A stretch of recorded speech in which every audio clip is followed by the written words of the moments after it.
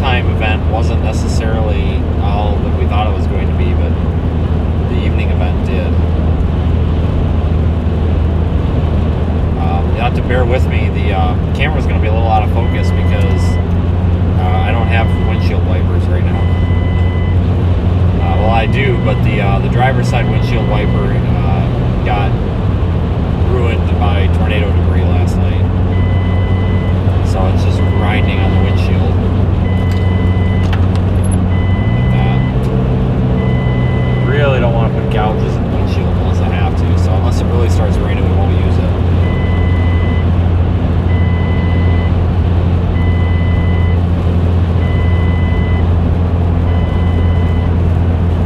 I don't have the overlays or the graphics at the moment.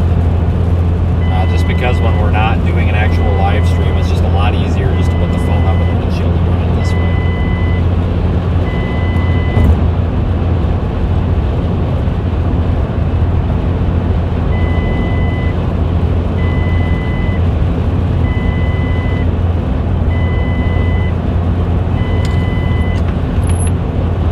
Yeah, we really need to stop and get a windshield wiper blade. Yeah, I apologize for being totally out of focus there, but there's nothing I can do about it right now. You're not missing much, I promise. The driver's side one is making this horrible high-pitched squealing noise because it's just metal on glass. Actually, you know what I can do? I can switch this to the ultra-wide. This should be infinity. There we go. Hang on, let me put the little ND filter on there to get rid of that glare. This might work. It helps a little bit. So right now I'm in Missouri, headed north. I'm headed home. Go home for a couple of days because it looks like it's going to be active next week, and it could be active for a while, so I might be out for a substantial period of time. So since we're live, we have a couple of people on here. I want to thank everybody for the whole month of March. We were able to get out a lot in the month of March, and it seemed like our live streaming was pretty successful. We had lots of viewers, lots of watch time. We had like 100,000 watch hours on the live streams in the month of March. It's 100,000 hours of watched video in March. It's a lot. So I appreciate it. It means a lot. So thank you for all the support. Yesterday we had that moderate risk with that pretty rare 50% tornado risk area. I think the Storm Prediction Center misplaced that a little bit. But to be fair, I understand why they put it where they put it. The big event ended up being at night, and it was southeast of Hattiesburg. Several tornado-warned storms, and then even into southwest Alabama.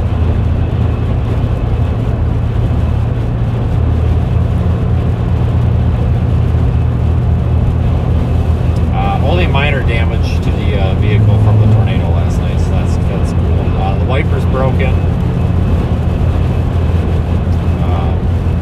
One of the cell phone antennas on the roof got ripped off.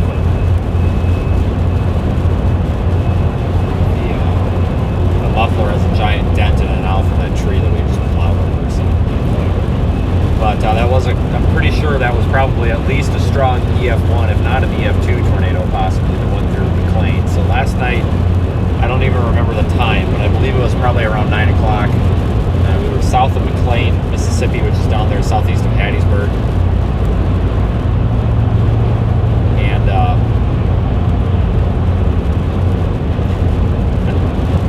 We were down there in McLean, southeast of Hattiesburg, and noticed the line of storms started to get a kink in it. There was like an embedded supercell headed right for McLean and Maxie. It looked like the tornado touched down somewhere near Maxie. Had a TDS or a CC drop, tornado debris signature. It's on radar. It's a way that we can detect debris in the air.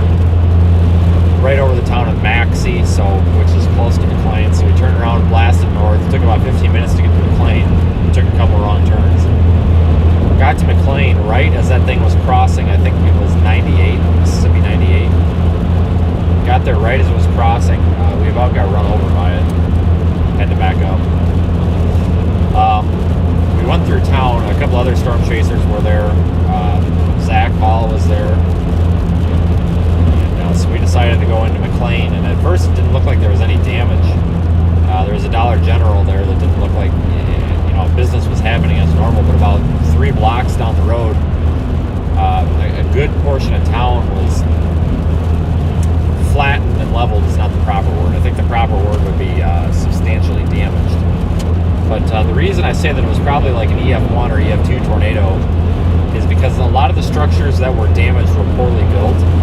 Yeah, like mobile homes and trailer homes, and it doesn't take much wind to damage trailer homes. So it's tough to tell, but we'll see what the National Weather Service says. There was a couple trailer homes that were rolled over. There was one that was rolled over and had a tree speared through it. Lots of trees down. There was an old lady that had half of her house collapsed. She slept through it. I think she was like half deaf. We were walking around her house shining flashlights in her window to see if she was in there and banging on the window and all this, and she comes out the door and she started cussing us out because we left her gate open. And I'm like, lady, screw your gate. Tornado hit your house, it's half gone. Like, you got a bigger problem here than your gate. And she looked at Zach and she goes, what tornado? I'm like, you gotta be kidding me, right? So this lady slept through this tornado that like collapsed half of her house. Like, you gotta be kidding me.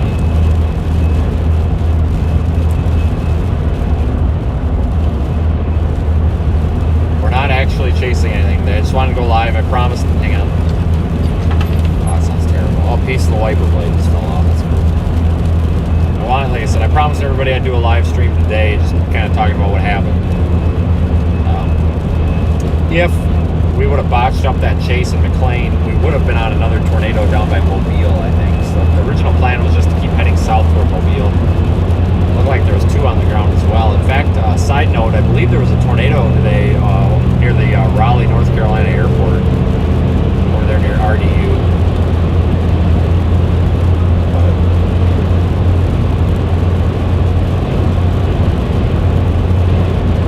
Oh yeah, and then we rescued the cat. It was a cat that wasn't really hurt; it was just ticked off. Didn't appreciate the tornado, I guess, and it was like up in the wheel well of the truck, and I don't know, it was making a lot of angry cat sounds. So we were able to extricate the cat from the wheel, and I don't know what happened to the cat afterward, but Zach and Freddie found somebody to give the cat to. There was somebody there that was going to take the cat, so the cat's fine. It was just a little cat, like maybe a month old or something.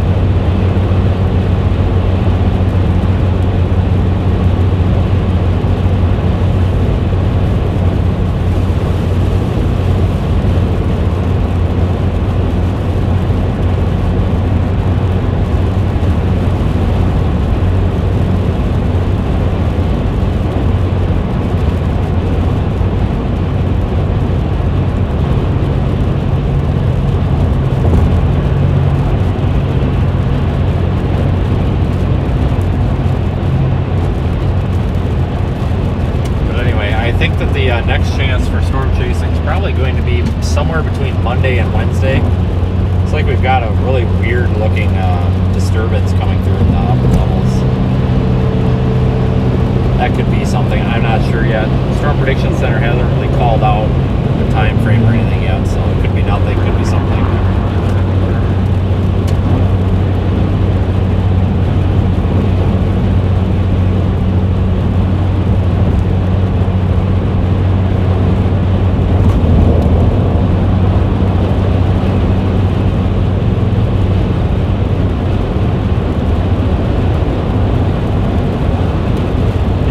Quite the lightning show last night. I do have some video off of the GoPro of the lightning. It's pretty good lightning too.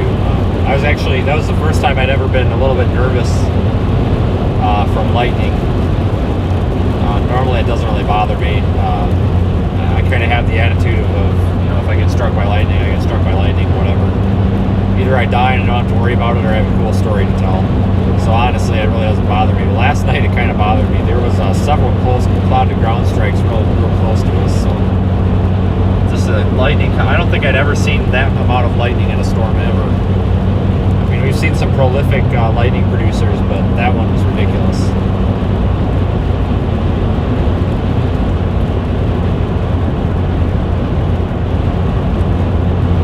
But yeah, thanks for riding along in the car yesterday. When we stopped there to get out, walk through that debris, was quite a bit of debris, but I know that the live stream paused because the battery in the camera actually died. So and I was away from the car, so I didn't know anything about it. So I apologize. But I do have some, like I said, I got some good GoPro video of that lightning. I need to get it off of the GoPro. I should be home around midnight tonight, so I'll probably get that off tomorrow. I've got some work to do to this vehicle too. It'll be a miracle if I make it home. I mean, I shouldn't say that. It'll be a miracle if I make it home without having to stop and buy a car battery. The alternator in this car is shot. The alternator in this car has been shot for about 2.5 years. And I've been putting it off, and with all the equipment in here, I think it's finally stressing it out. We'll be fine. I considered actually stopping at an O'Reilly's on the way home and just changing it in the parking lot. It looks super easy to change. But here's the thing, now that I say that, I just checked the voltage and now we're back up to 14.1 volts. But at times it'll drop down to 12 something, so that alternator is not working well. It's like a 17-year-old part, what do you expect? So I'm going to take care of that this weekend. Put a new battery in this thing. And probably take this thing to Discount Tire and get some tires for it. And then I got to get the Fusion, our old Chase vehicle, I got to get that towed and spend a small fortune to replace the power steering on that. That's going to be fun. So lots of car crap to happen in the next couple of days. But overall, I'm pleased with the gas mileage on this thing. I thought this thing got much worse gas mileage than it did. This is a 2006. It's basically a Ford Escape. But we're averaging about 23 and a half, which isn't too bad. It used to get about 20, and I don't know what changed. I did some transmission work to it, and I also I put a new AC compressor on it at one point. I don't know if that had anything to do with it, but it's getting much better mileage now, so I'm pretty happy with it. Burns a lot of oil. It burns about a quart every 1,000 miles, sometimes more. If you're really hammering on it and like really getting the RPMs up there, it'll burn a lot of oil. This thing's probably a candidate for a new motor pretty soon. It's pretty worn out, but that's okay. I'd rather it burn a little oil than something else. Just make it a habit of dumping oil in it every 1,000 miles.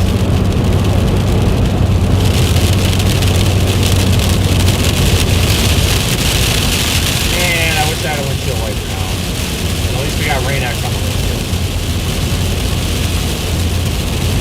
I mean, I could use the wipers, but after a little while they make this awful noise because that one is messed up. If we pass a Walmart, we're going to stop and get some wipers.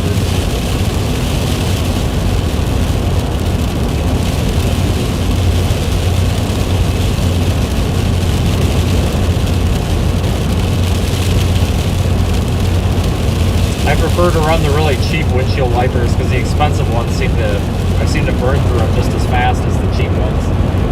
So it just makes more sense in the long run to just run cheap ones.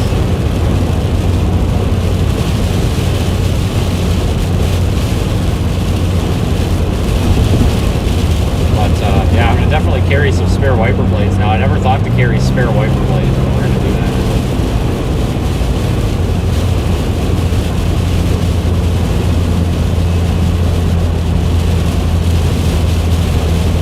Between Cape Girardeau and St. Louis somewhere right now.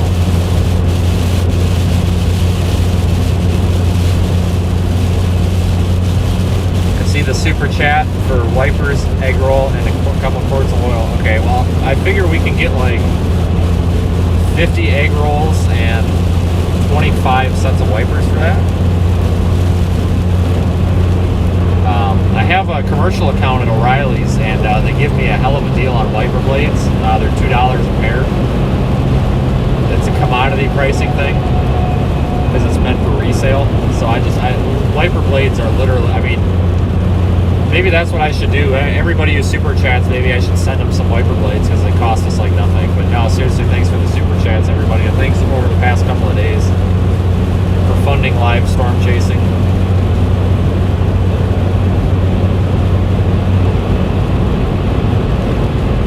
them under the hood. Yeah, I carry a spare quart of oil under the hood of this thing.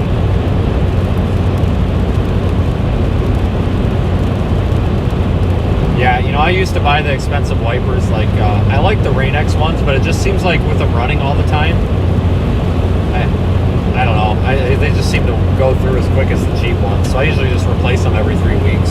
And like I said, I end up paying like, it's like $1.16 per blade. So it's like, you might as well.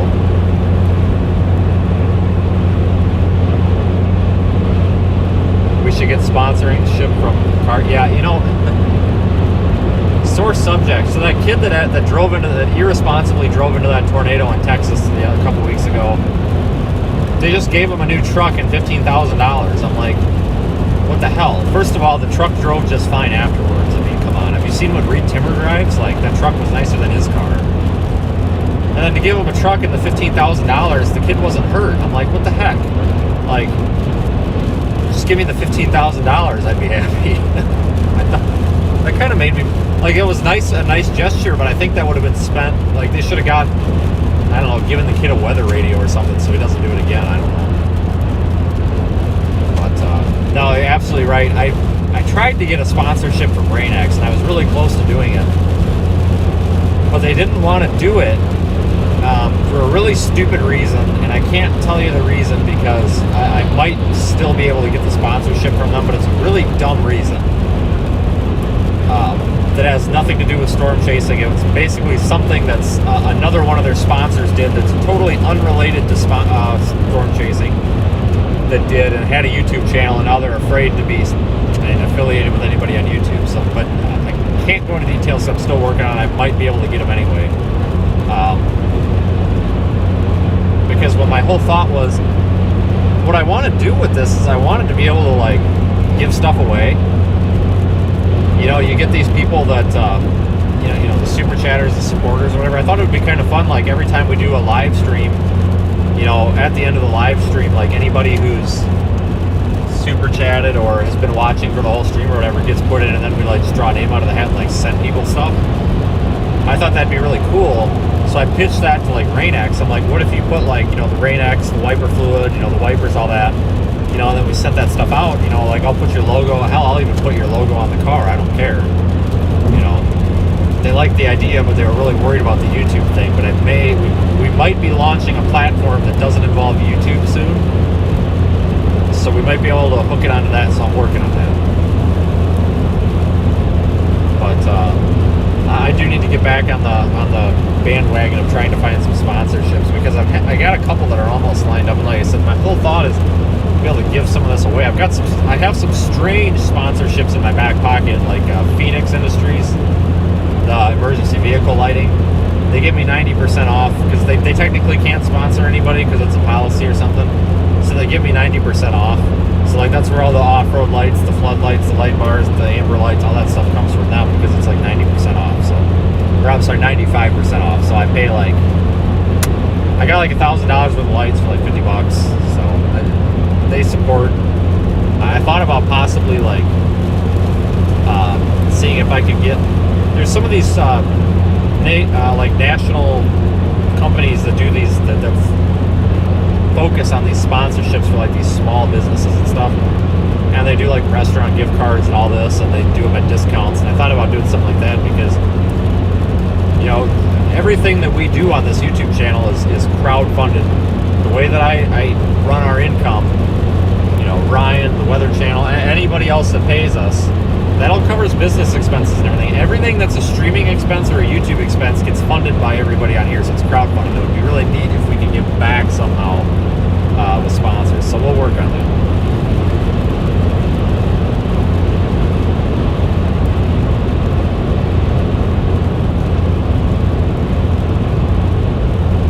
Patreon's a great platform. I have to migrate away from it though at the end of the month. They are really, my account got flagged for spam. I don't know why, and I'm totally locked out. I can't do anything. But yeah, if Patreon live stream, that would be really cool. I need to get back into Twitch just as an alternative because some people don't like YouTube. But we're really struggling right now with streaming because the software that we run on the server, we also run an instance of OBS. There's been an update to OBS, and it really screws up the way we're doing it. And like we had some audio issues where the audio would mute yesterday, and it would freeze, and it really has caused a problem. And I can't. What we're doing right now, I'm using Streamlabs on my phone, and it works great. And I'm just doing this because it's quicker than starting up the server and all that. I would love to be able to just do this all the time, but I can't, because when we hit a dead zone for more than just a couple of seconds, it'll shut the stream off, and then everybody will have to go find the link again. So I really need to get that figured out this weekend. A friend of mine, Brett Adair, is another storm chaser. He just shelled out a bunch of money for a live view. I'm really considering spending the money on a live view. If you're not familiar, it's just a live stream encoder. It's basically, it does everything we're doing now, but in one package. And then you pay a subscription fee, and then somebody else deals with it. So if there's a problem, it's someone else's fault, not mine.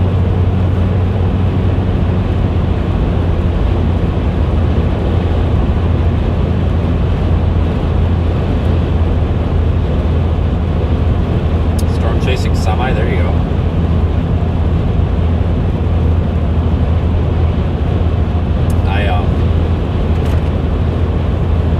Really like to see if we could get a crowd fund going for a storm chasing minivan. I got this plan in my head where we take all the seats out of the minivan, an all-wheel drive minivan, like a 2008 to like 2012 Grand Caravan or something with all-wheel drive. We put some like all-terrain tires on it, some aggressive tires. Okay.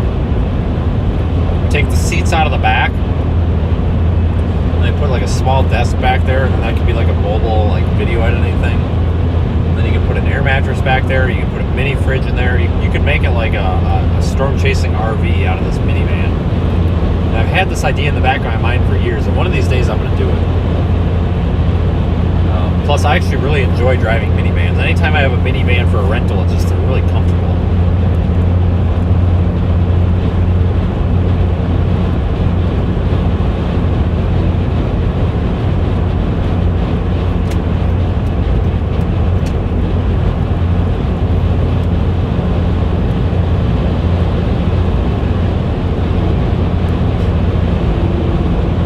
Keep this stream up here for a little bit.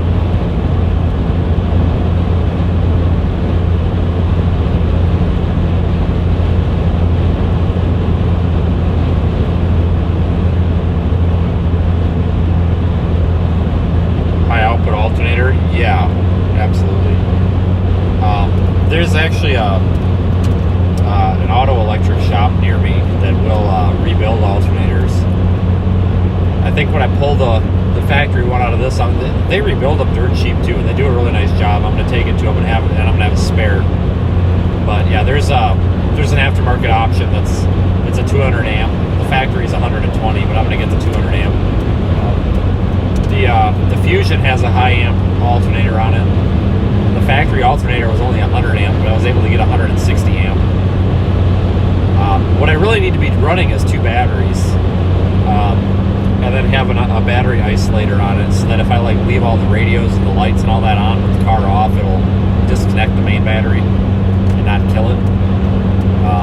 But no, you're absolutely right. That's why, even though this battery on here is not that old, but still, just because this alternator has been really kind of on its last leg, the battery, a $100 battery is cheap compared to dealing with it in the middle of a storm chase. So I'm gonna throw an high amp alternator on there, and then a battery too. So, but yeah, we're really hard on these vehicles when it comes to the electrical systems, because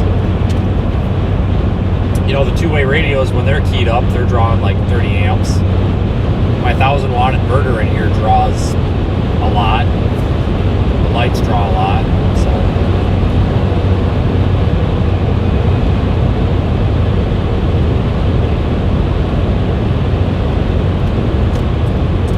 for alternator, that's ridiculous.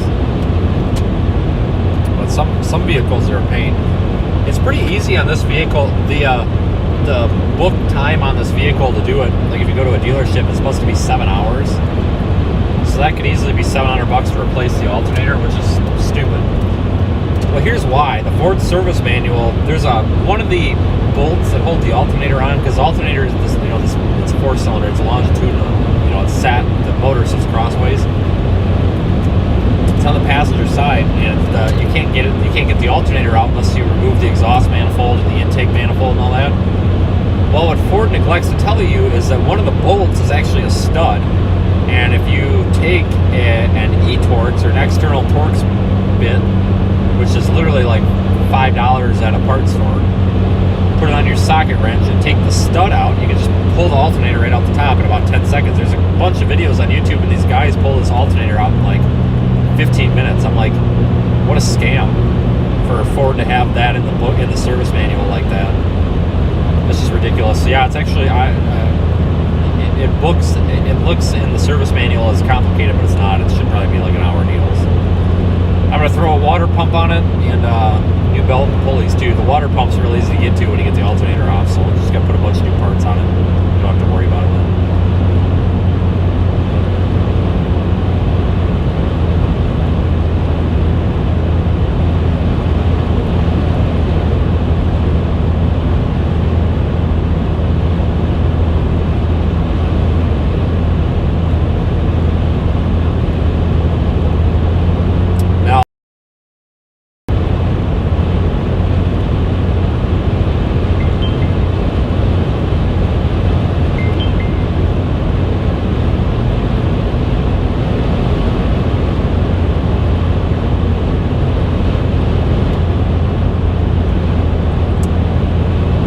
There is some severe weather occurring right now, not here. Let me see if all that's still in effect. Yeah, there's some severe thunderstorm watches for parts of Virginia, the Delmarva area, Pennsylvania, New York, and then a tornado watch for coastal Virginia and North Carolina. Obviously, we're not chasing that. I honestly probably could have made it, but didn't. I was so wet last night. I was just soaked. I had to put my clothes in the dryer. It was terrible. I have a raincoat and rain boots, but I didn't pack them for some reason, which was kind of a problem. Yeah, I'm not a very big fan of newer cars right now either. Example, that Fusion, the electric power steering rack. I mean, come on. $1,000 part, really? Ridiculous. That's why we're driving this thing for storm chasing, because I did a lot of thinking, and I'm like, here's the deal. If something breaks on this while we're out chasing, I can probably fix whatever's broken in a parking lot somewhere. Whereas these newer cars, you can't always do that. Plus, it's just cheaper to maintain. I could get a remanufactured motor for this through one of the suppliers I used to deal with for $1,800, and that's the long block. That's with everything for $1,800. Even if I didn't put it in, if I paid someone to put it in, let's just say it took them 12 hours at $100 an hour. Okay, so then we're in at what, like $3,000? $3,000 for a new motor in this thing? That's nothing. You try to do that in a newer vehicle, you're spending $10,000, $15,000. So that's why I'm seriously, the oil burning thing doesn't bother me too much. It doesn't burn a lot. Well, it does, but it doesn't. You just seem to notice it more when you're on road trips. It runs fine, so maybe at the end of the year we'll throw one in it. I don't know. But it's just so much cheaper to maintain these older vehicles.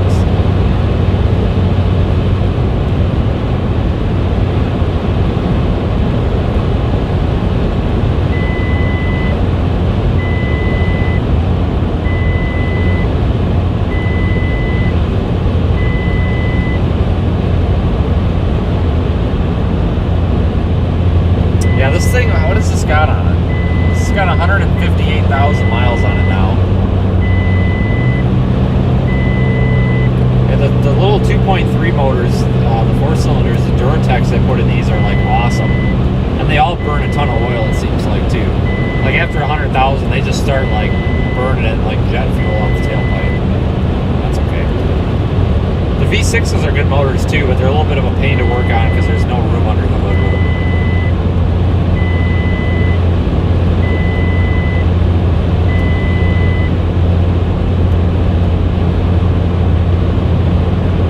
Where am I? I don't know.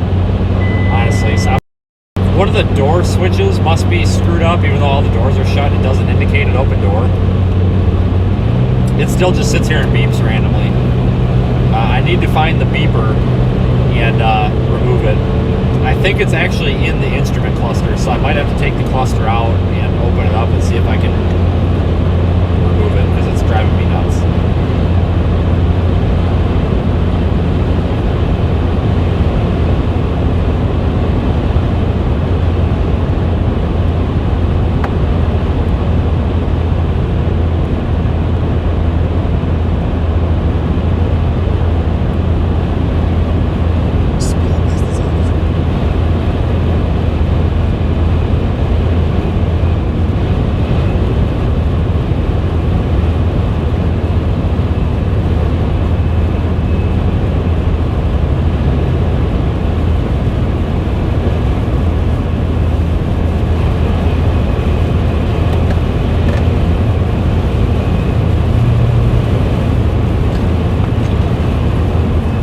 See a Walmart, we're stopping for a waiver. This is ridiculous.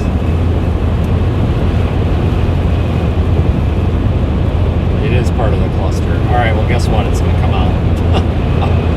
I'll open that cluster up. I don't care. It's coming out.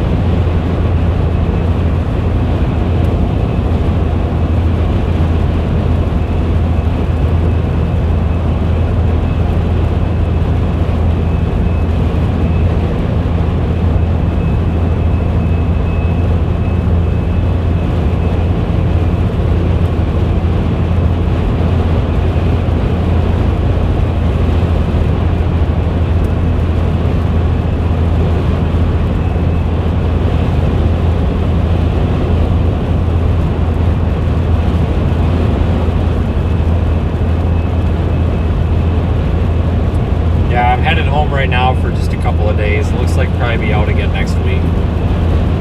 I think the mid-range and possibly even the long range could be active. Of course, it is severe weather season.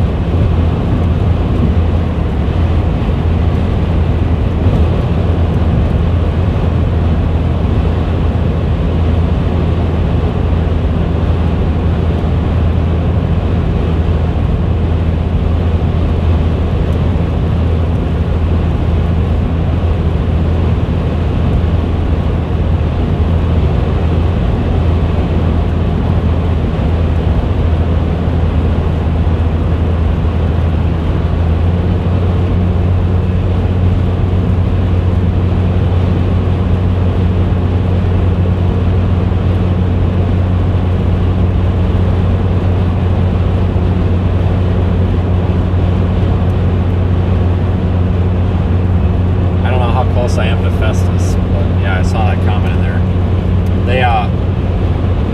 The chat's really small, so what I'm doing right now is just using my phone to stream to YouTube, which I don't do storm chasing because I need to be able to keep that stream active. But just for these, when I'm on the interstate here, it's not a big deal.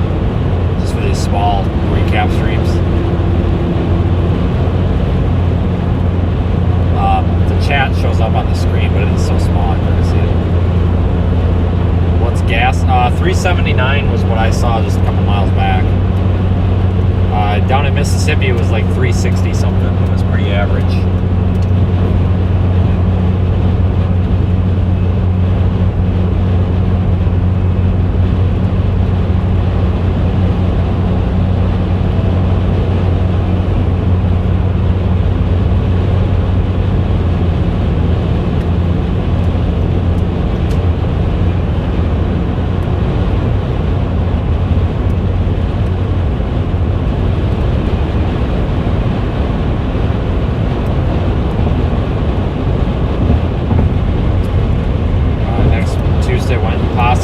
Next Tuesday, if that does happen to be something, we'll be there.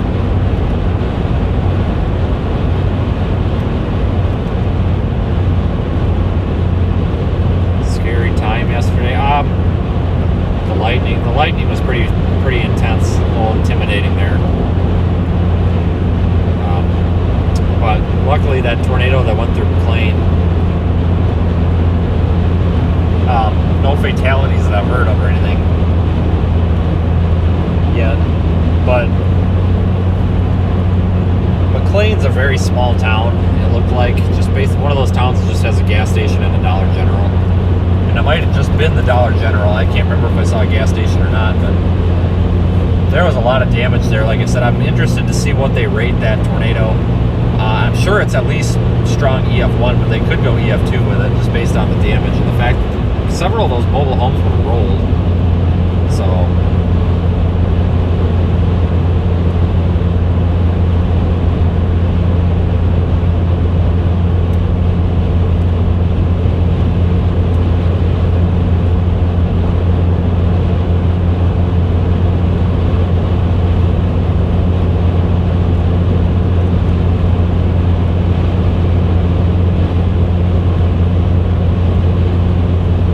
I'm not really a fan of coming home just for the fact of the snow. I can't stand winter. I really need to get my family out of the Midwest. I hate it. I absolutely hate it. It's majorly depressing.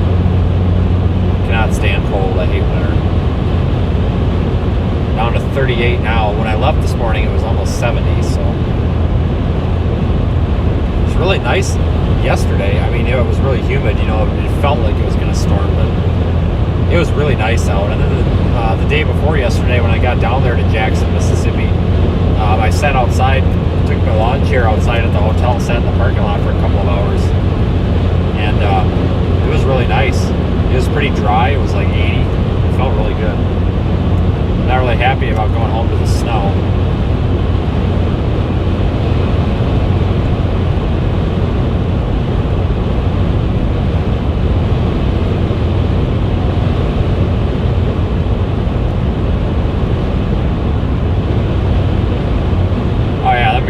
Yeah, that thing had to be at least an EF1, at least. It was so hard to tell because when we were, I forgot that, you know, you guys couldn't see what we were seeing when we were running back there. For those of you that didn't hear last night, there was a portion south of that road or to the left of where the camera was pointing that was basically just a dump. And I don't know if it was actually a dump or if it was just a really dumpy area of town, but there was just stuff all over, and my first impression was, oh my god, this was like an F5 and it like plowed everything over. But no, it was just a bunch of like junk all over the place. And I asked the cop, I'm like, I'm not trying to insult anybody, but is that a dump? And he said, yeah, that's the bad part of town. I'm like, okay. So we had to kind of separate tornado damage from existing garbage there, and that was a little bit tough.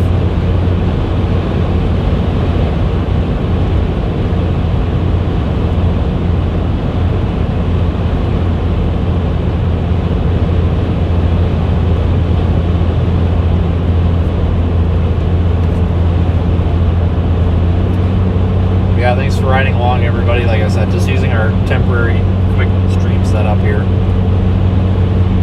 Yeah, that wiper's screwed up. It's half of it's gone.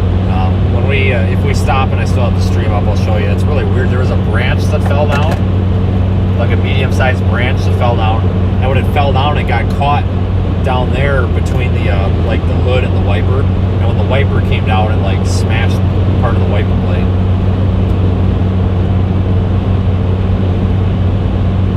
Which is a serious inconvenience when it's pouring rain.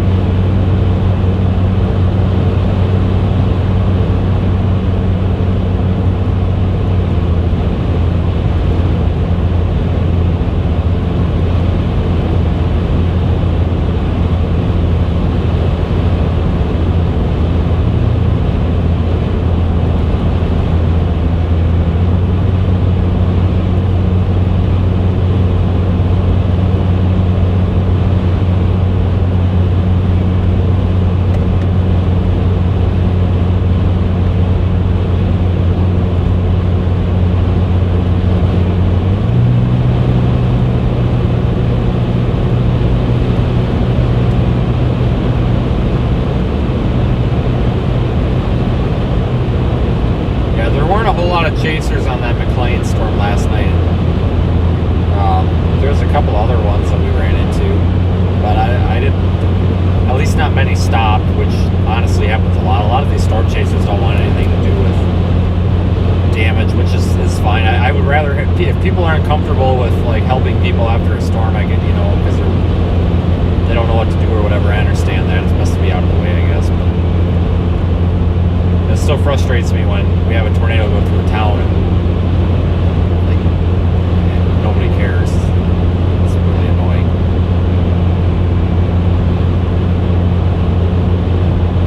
But like I said, when we entered that town, like I said, the Dollar General had the lights on. It looked like there was somebody in there shopping. I thought, okay, well, everything's fine here. And then we investigated a little and found that a good chunk of that town on the northwest side of it, this looks like the tornado went through and messed up quite a bit. It was a pretty confined damage path, but definitely some strong damage there. Pretty much all the trees were over. Not all, well, a good portion of them. Lots of power line hazards, but it was really tough to get a good gauge of what had actually happened at night. I should have went back down there this morning, and I don't know, I didn't think of it until I got halfway home.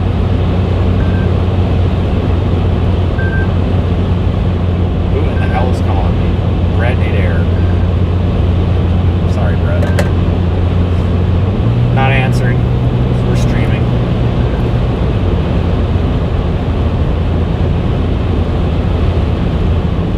A highlight video of last night? Yes. Absolutely, because the GoPro actually did get some decent stuff.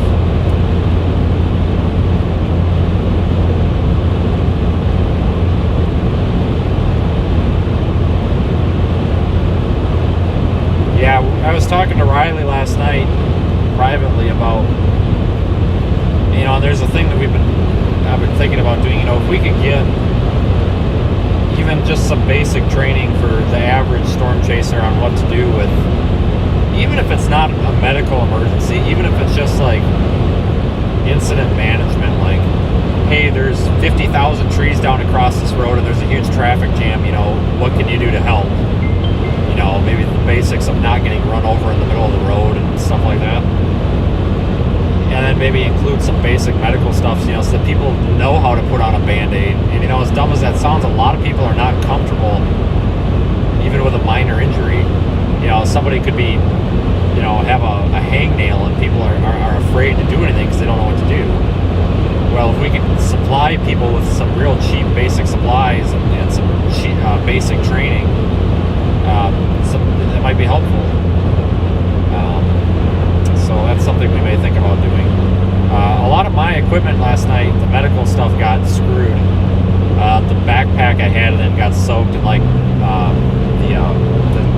big, I can't say what we used to call them because it's not appropriate for YouTube, but the big trauma pads, soak up blood and stuff. They've got this fibrous, almost poly material almost in them, it seems like, and it gets wet and it just soaks it up, and and they're in paper bags, they're like paper seals, so the bag it's all cracked. I gotta throw it all away, which means I just gotta go down to Walgreens and get a bunch of new stuff. Not a big deal. It happens all the time. Every time I take that bag out in the rain, it happens, and you'd think by now I would learn, but I need to put the stuff in one of those plastic Pelican cases.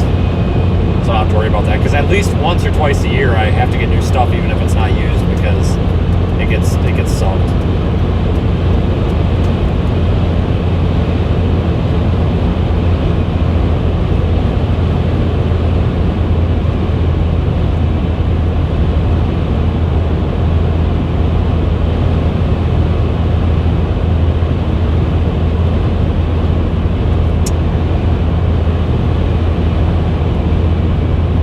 I see the mention of, tornado warning for Carroll County. Looks like there's also one for New Bern, James City, and Trentwood, North Carolina.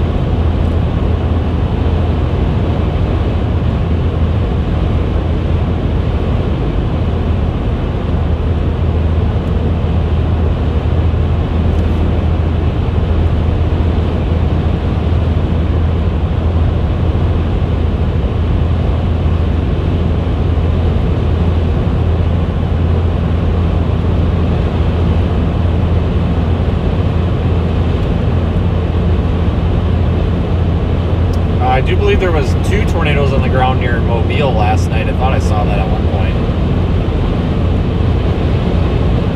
Not sure the extent of that.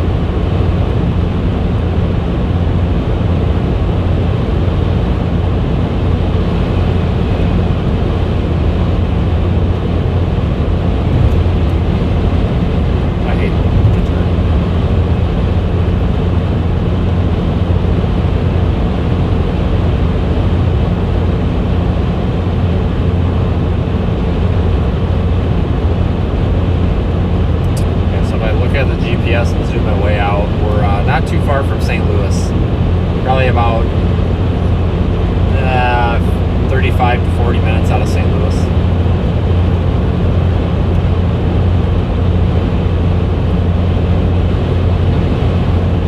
Other chasers with using ham, not often. You know, hit some of this is a large tree, you know, whatever. And the guy got real snotty, and then somebody else came on there and whatever. Apparently, there's a big thing in northern Texas where storm chasers are bad or something. It gets really irritating, so I usually stay away from the whole ham radio thing when I'm storm chasing. I'm sure that there's some areas that are okay, but a lot of these groups think that we're untrained and bad, and that's just the impression I get from what a lot of them say. It's not all of them. I'm sure there's some green ones out there, but some of them just think that we're out there to stir the pot or whatever. It's like whatever. So no, I don't run into many people on it.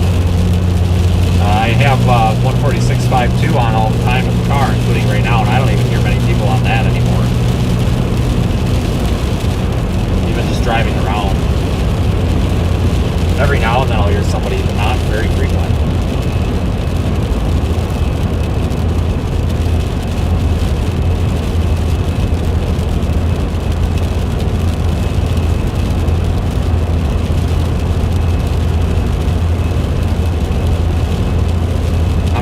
On this trip,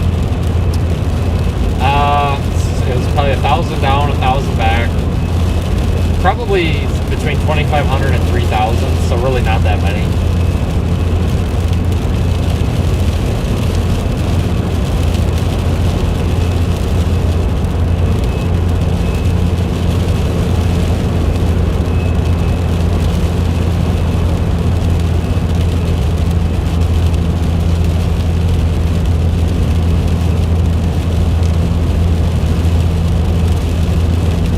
I would just stay out, considering there's possibly an impending severe weather threat at the beginning of the week, but I have a feeling that it's going to get super busy now, where I won't really have a chance to get home.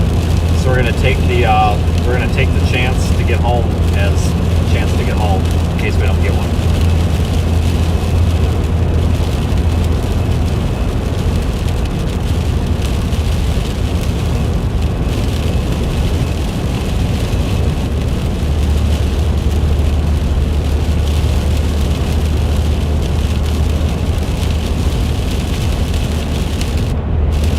Yeah, we're Rain-X only. I mean, we got wipers, but they make a terrible noise. The driver's side one got bent up and ripped apart when a tree branch landed on it last night.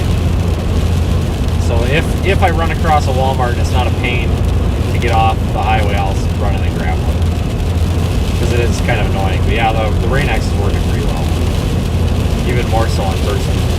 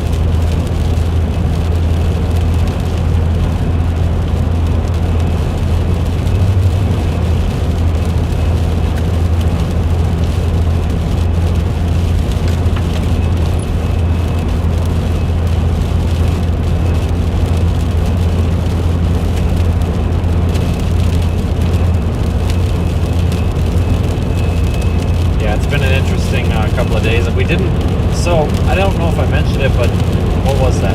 Let's see, today is, what is today? Thursday. Monday? I left? Yeah, I left on Monday, I think. Yeah, I left home on Monday and actually started heading through Iowa because I was going to go chase central Oklahoma that night. Or the next night, Tuesday night. But the models were trending down, and I was looking at when we were in Des Moines, I'm like, man, this is not worth it. So we rerouted from Des Moines down to Jackson, Mississippi. So that made for a really long drive. It turned to like an 11-hour drive into a 17-hour drive. Or, I'm sorry, a 16-hour drive. Which sucked, but that's okay.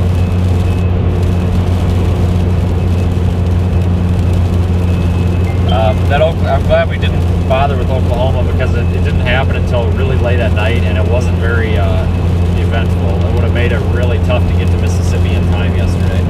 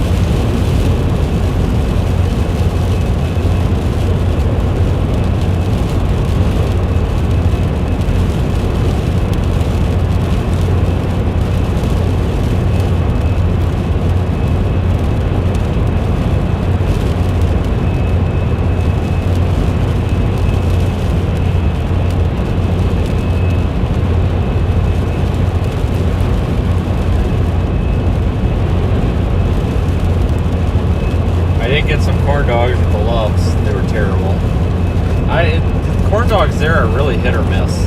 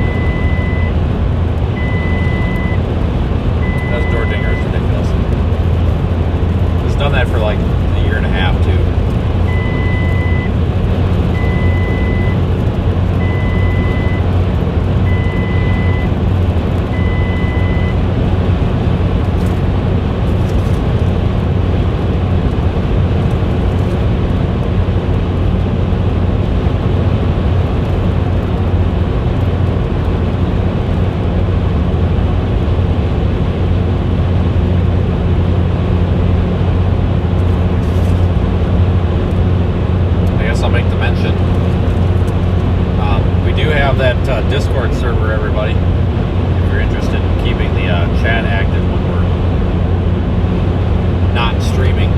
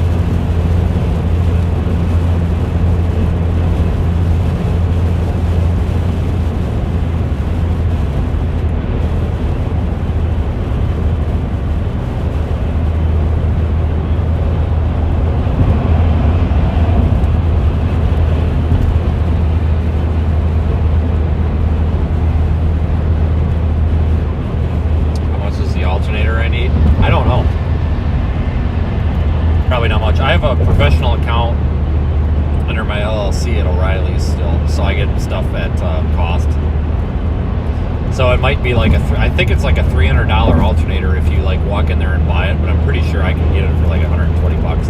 That's why I like this car. All the parts are cheap.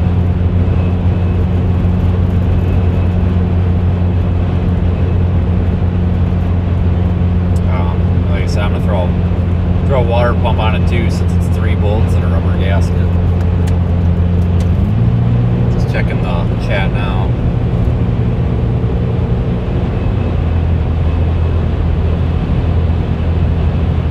Yeah, thanks everybody for riding along. This helps keep me awake.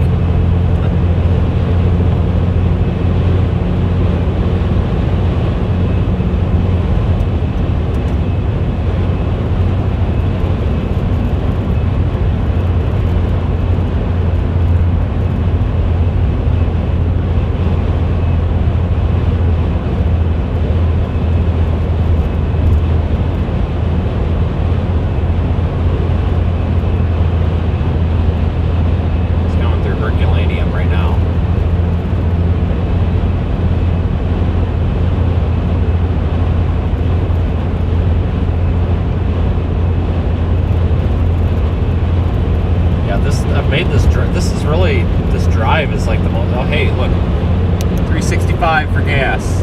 That is a bargain. That gas station right there had gas for $1.09. Like when we were having the cheap gas thing, I remember we were coming back through there after a storm chase, and I'm like, that's where we're stopping. It was $1.09. Filled the car up for like $17. It was crazy. But sure aren't gonna do that now. You know, this drive gets really old after a while. I've made this drive like probably 10 times this year. Actually, probably more than that. This is kind of really the only route for me to get down into the Dixie Alley region. Like regular Tornado Alley, like Kansas, Nebraska, Oklahoma. Usually go out through Iowa and take I-35. But that's about just as boring.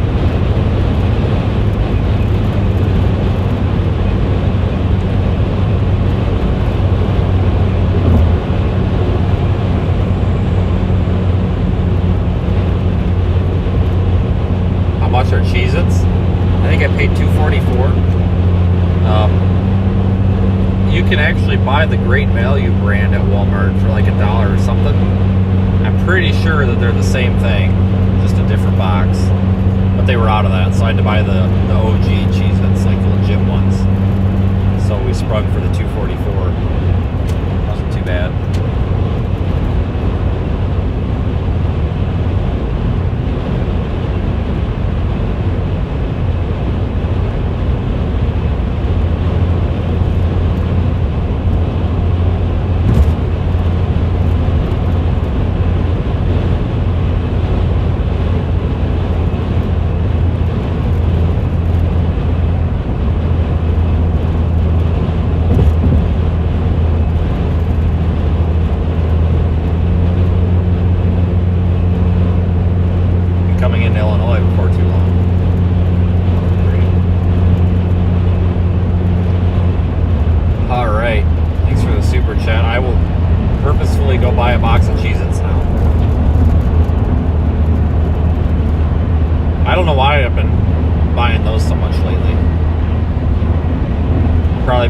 They don't seem to go stale very fast.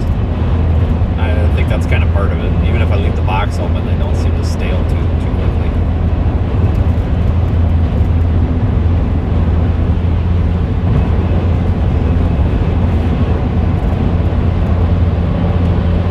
I try to pack as much stuff like that as I can because you can go to Walmart or the grocery store and buy stuff like that pretty cheap, but if you try to get it at the truck stops or the gas stations, you're going to spend like 3 times as much.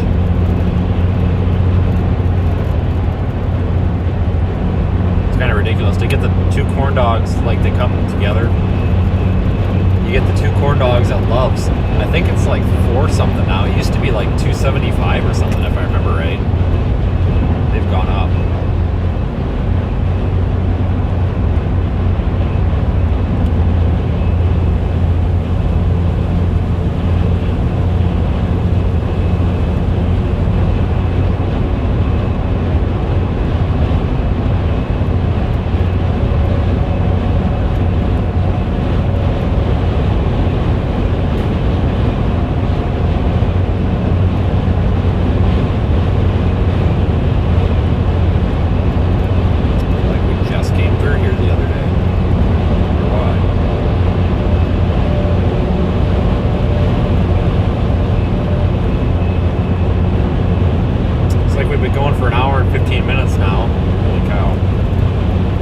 Surprises me the amount of time it takes to drive from like the Missouri boot heel to St. Louis, because on the map it looks like it would just be a quick hour drive, but it sure as heck isn't.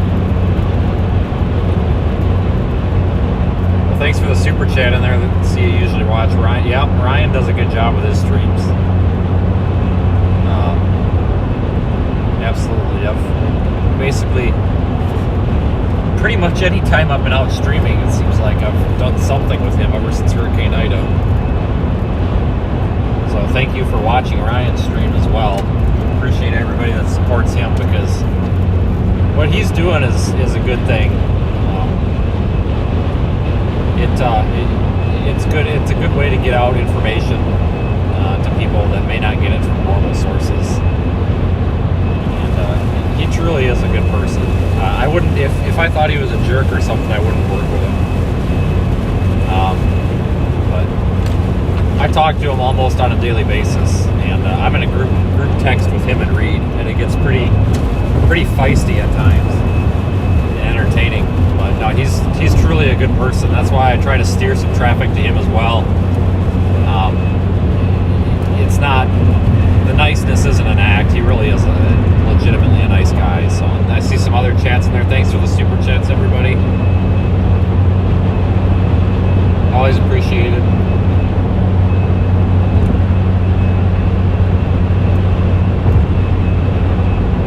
Yeah, Ryan's a good guy. He does a really good job with what he's doing. And for what he's doing it with. I mean, you gotta remember, he's running this out of his house. And he's doing a better job, in my opinion, than like the Weather Channel does. And I understand that the Weather Channel can't do his format because his format's very informal, and that's not something made for TV. But that's what people want. People don't want this seriousness all the time. It makes them nervous, and people just want someone to talk to them like they're a normal person. And he's capable of doing that, so good for him.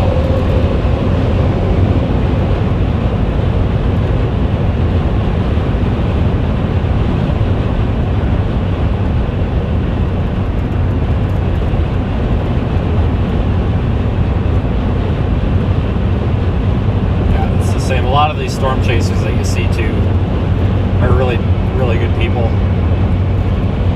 Reed's an excellent guy. He's one of the best friends I could ever ask for. Super nice guy. Brandon Kopic's awesome.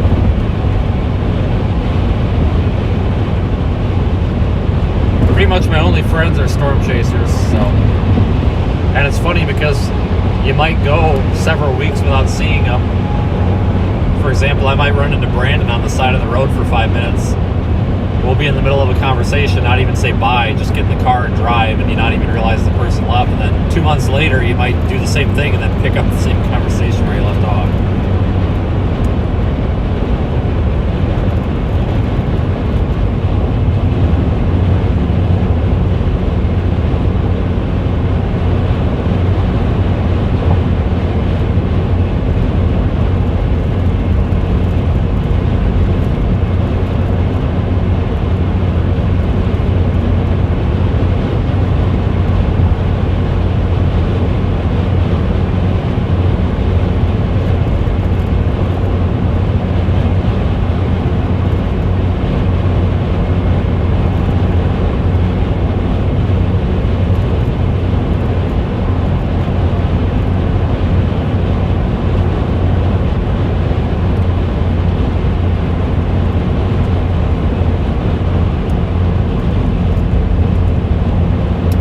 Keep the stream up for just for a little bit here. I'm going to stop for gas before I get to Illinois because it's like $1 more expensive than Illinois. So it just makes sense to get the gas in Missouri before crossing over and hope and pray that I can get home without having to get gas in Illinois. And I might be able to. It'll be close.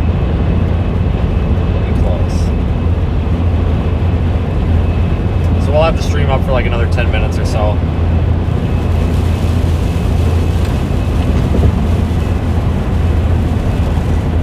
But I appreciate everybody. Thanks again. So yeah, it was an interesting day yesterday. Glad we were able to live stream it. I think it's important to live stream this stuff. I know it's entertaining for some people to watch, but I think it's also important because it raises awareness on, why we need to pay attention to the weather.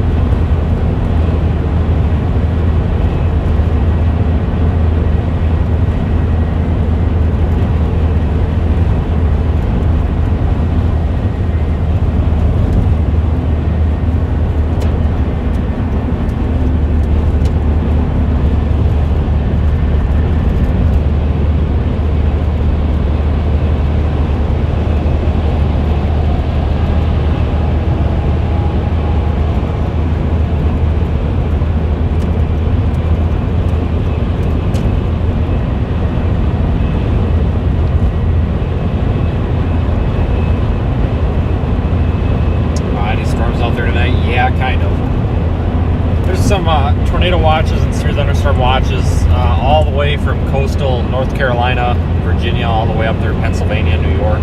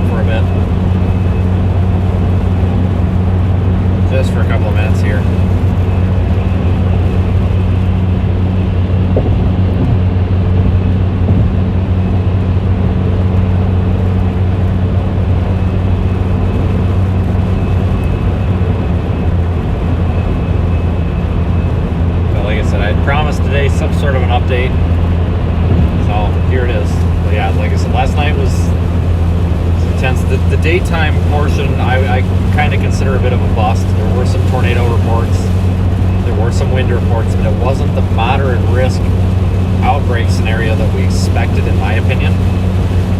And I'm surprised because I kind of agreed with the SPC's forecast initially. But the nighttime event, I do think performed pretty much as expected there in southern Mississippi, southeast Louisiana, southwest Alabama, west central Alabama.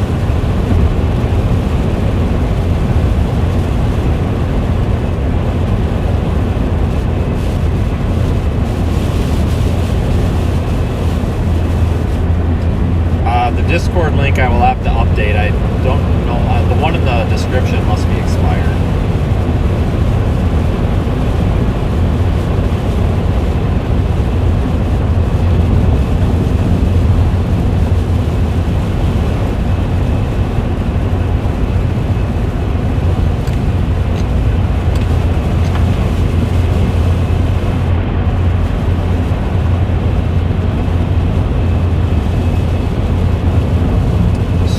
Take a cut? No, Streamlabs doesn't.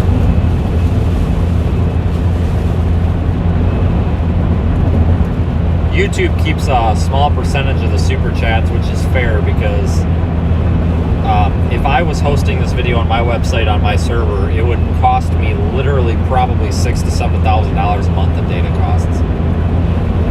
No joke, because you're sending that feed out to so many people. So I don't mind YouTube they take a percentage of the ad money on the super chats, and that's fine because, you know, they got to make a money, so that's kind of supporting the platform. Twitch keeps 50%, which I think is a little ridiculous, in my opinion. But I think YouTube keeps like 25 or 30, and I think that's fair. YouTube's been a great streaming platform for us, though.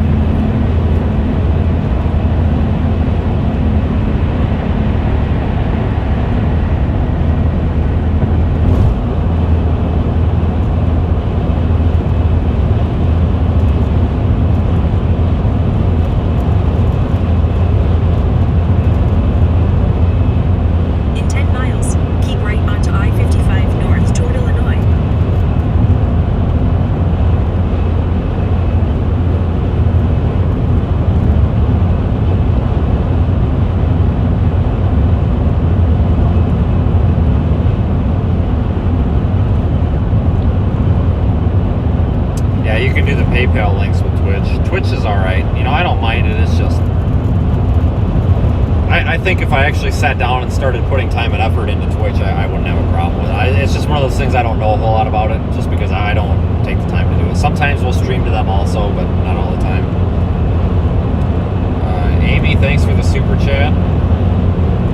Or super sticker, technically, I guess. Always appreciate it.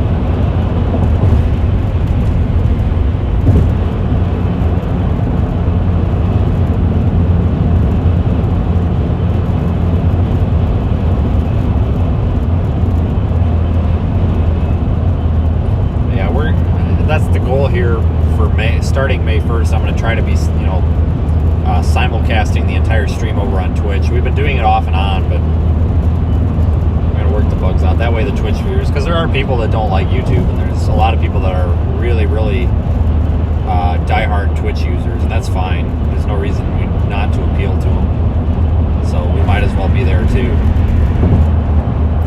I had thought about actually streaming like these updates and stuff to Twitch only to build the audience, but I started looking at the YouTube analytics, and it would appear that a lot of the people based on the analytics that are on YouTube here, I don't think are Twitch users. So we're going to keep it the way it is, keep everything here.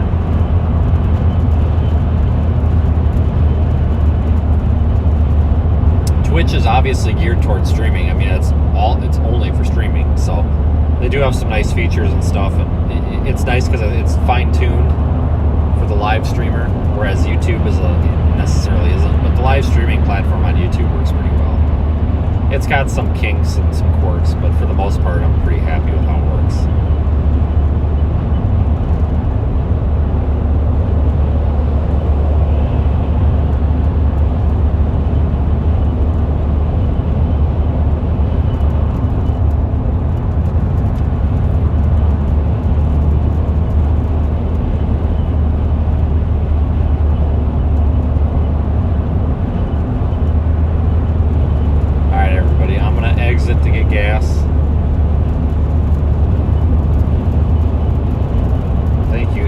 For watching the stream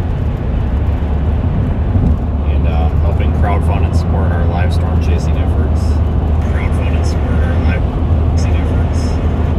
Okay. Let's just making sure we still had our audio going.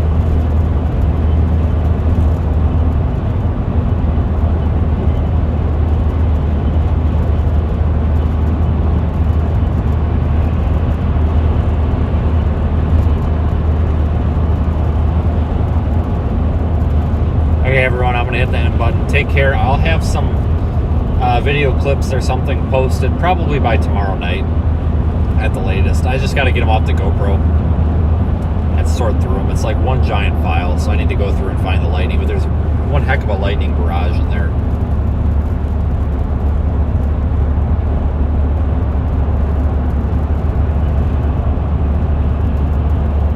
Alright, everybody, have a good one. Thanks again, and have a good night. And especially if you're on the East Coast, definitely be weather aware today. There's watches and warnings in effect over there. Have a good night. Okay, I gotta figure out how to end this. I've never actually done this on my phone. There, okay, take care.